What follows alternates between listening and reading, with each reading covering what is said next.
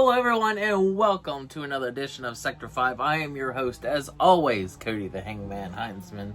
And I always start this with as always, but it's been a while.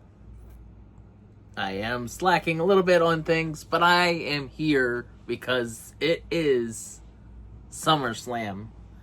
And if it's not obvious from where I'm recording from, I am not going to SummerSlam this year, though last year's SummerSlam was still a highlight, in my opinion. But I am still here on the subject of opinions to give my predictions and thoughts on what is going to happen on day one of SummerSlam, as this is a two-night event like WrestleMania. So I'm here to give my day one thoughts, and apologies for the sound in the background if you can hear it. I have no idea what's going on out there, but hey, it is what it is, and this is when I decided to record. So, without further ado, let's get started. We'll go down the usual format that I usually do. We'll talk about the non-title matches going on night one.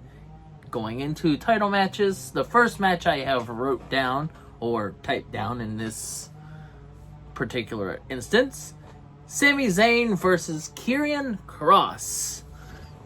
And I've followed it a little bit, to an extent.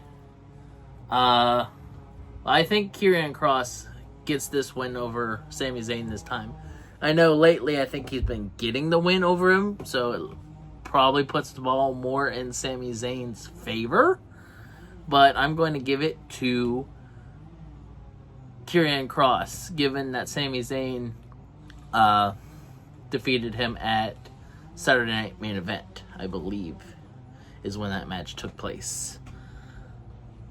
Not much to talk about with that one. It's going to be a good match. It's been an interesting rivalry, and Karrion Kross really needs this push.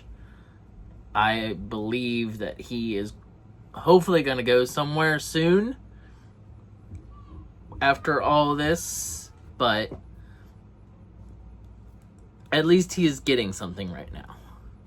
On to the next match I have down. We have the interesting one. You have the Viper Randy Orton tagging up with Jelly Roll to take on the team of Drew McIntyre and Logan Paul. And I don't see why they would have Orton and Jelly Roll lose, unless it was to set something up later. I have a weird inkling we're going to see Jelly Roll versus Logan Paul, maybe at Mania, if it can keep this momentum that far into things. I mean, they could always bring it back too. I figure we're going to see Jelly Roll again. If the tabloids and everything is to believe. I mean, it feels like this is going to be like more like a Bad Bunny situation where we'll see him sporadically. Of course, he's not becoming a full-time. This is not going to be his full-time gig. But it's going to be interesting to see. Especially after Bad Bunny's performance, it's not as much of a, as Jeremy would say it, a smoke break match where it's like this is going to be a throwaway type thing. To see how serious Jelly Roll has been taking this with his training and that. And it's not just going to be Orton doing most of the work and then tags in Jelly Roll for a few spectacles, and then we get Orton back for it. It's going to be interesting to see what happens, but ultimately at the end, I don't see McIntyre and Logan Paul winning the match, which is unfortunate in my opinion for Drew McIntyre for this weird storyline they're going with him. Drew McIntyre definitely deserves more than this, but it is what it is. I'm not too hung up on it, I guess. On to the next match to talk about. You got OG Bloodline members. Orton, yeah. I remember when Randy Orton was in the OG Bloodline. Let's try that again. OG Bloodline Roman and Jey Uso tagging up to face the team of Bronson, Reed, and Bron Breakker. And that one's it. I don't know where this one's gonna go. I feel that Bronson, Reed, and Bron Breakker 100% need to win this one, I guess, for the sheer fact of cementing this little faction that they have going on, especially after what happened at Saturday Night Main Event, where Seth Rollins is now out with injury, whether real or kayfabe.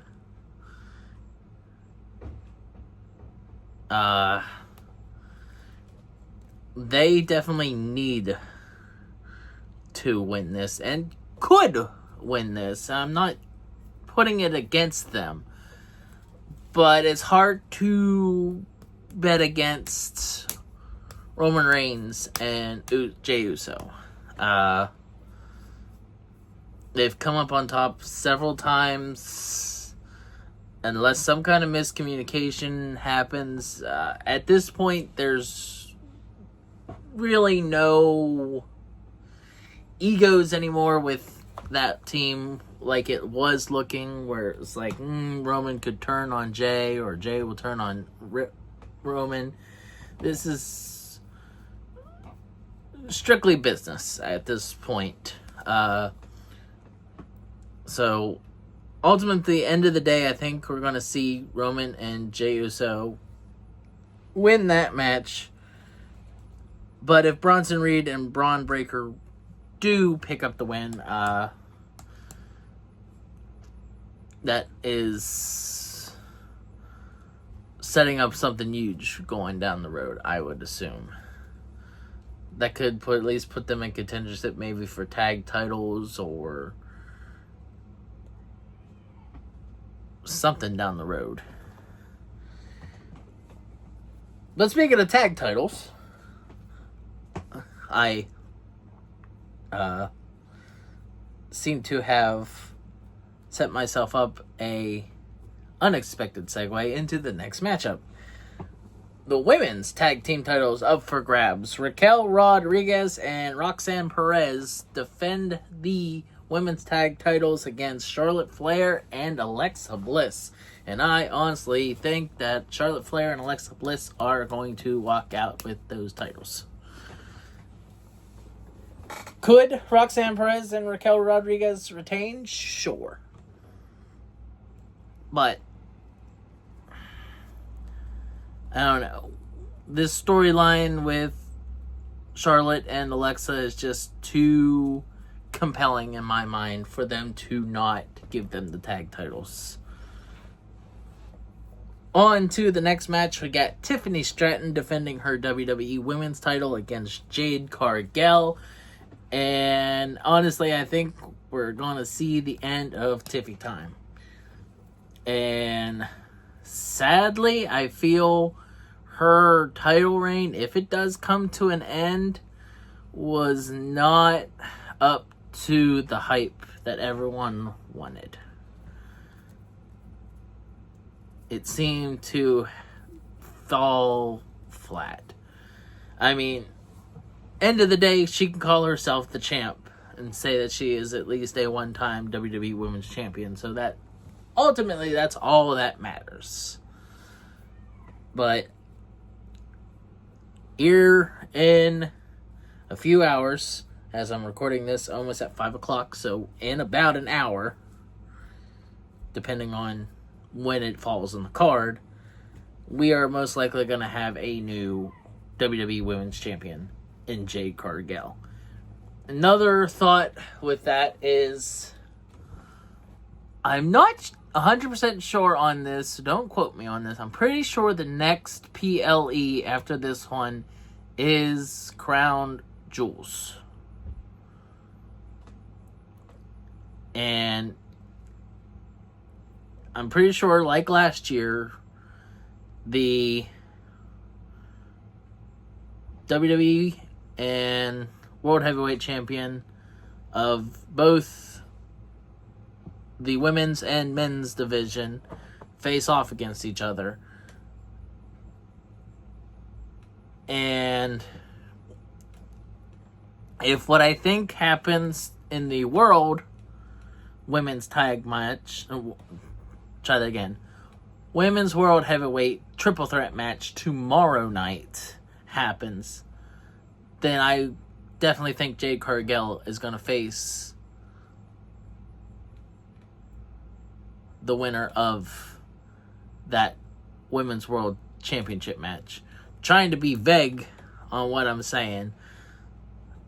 Yes, she 100% is going to face whoever wins that. But if who I think is going to win, it just supports my claims that Jade Cargill is going to retain.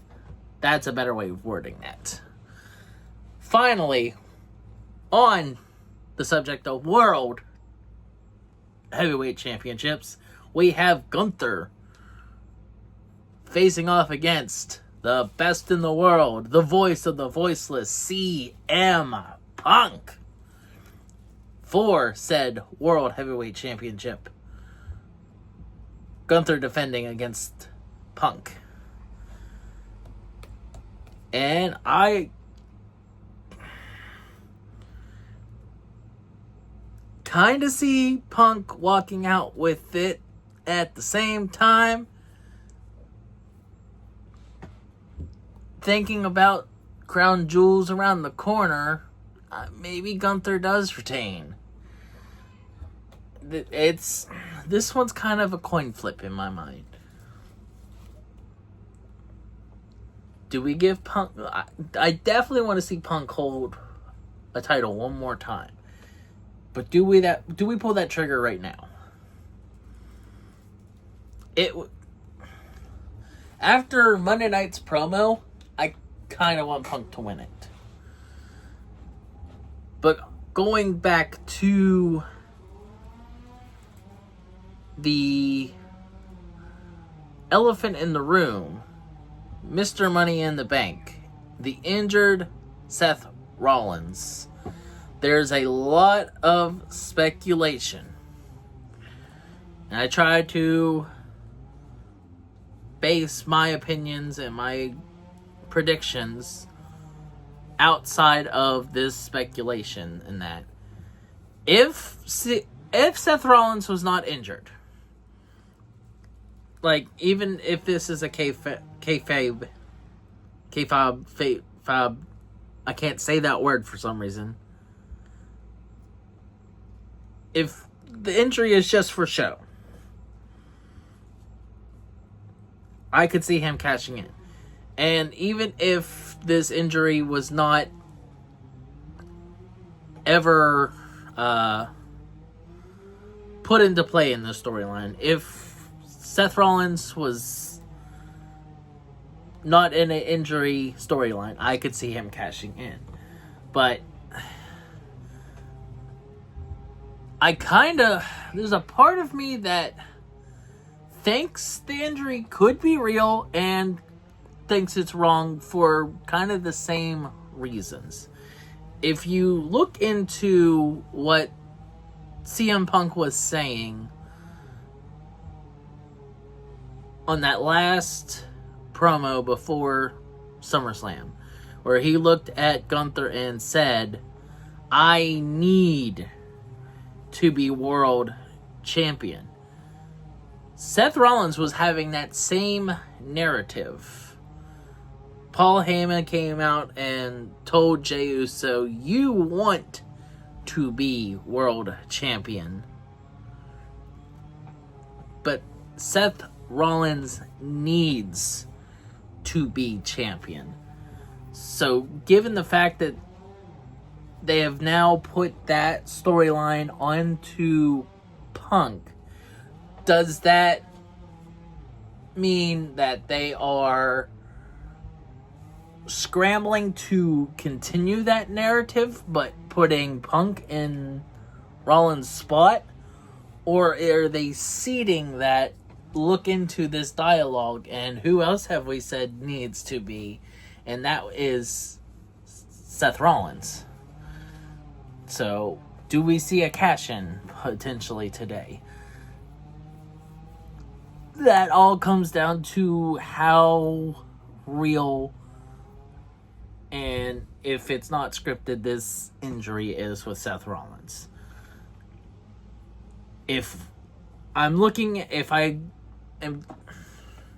So I guess I'll do two different types of predictions to try and wrap my brain back around things. If the injury is real, I can see Gunther retaining. If injury isn't real, I think I said is. If I did say is for Gunther retaining, then that's what I meant. Isn't, if it isn't real, Punk wins. Punk wins, Rollins cashes in.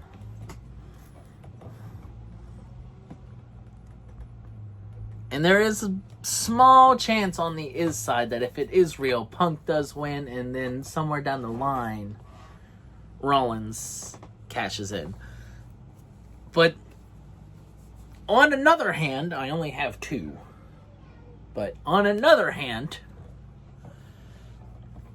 are we going to see the briefcase go to Bron Breakker?